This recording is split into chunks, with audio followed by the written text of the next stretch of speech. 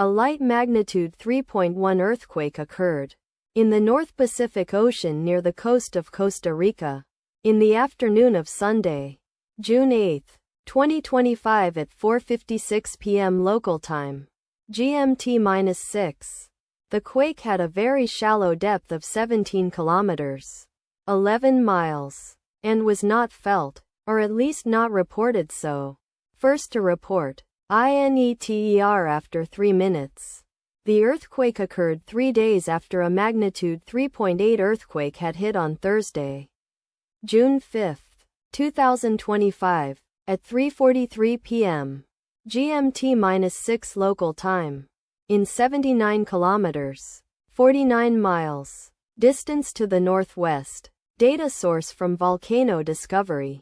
Did you feel it? Let us pray. May the earthquake that occurred not affect our brothers and sisters there. May the earthquake not happen again. And may God protect everyone. Amen.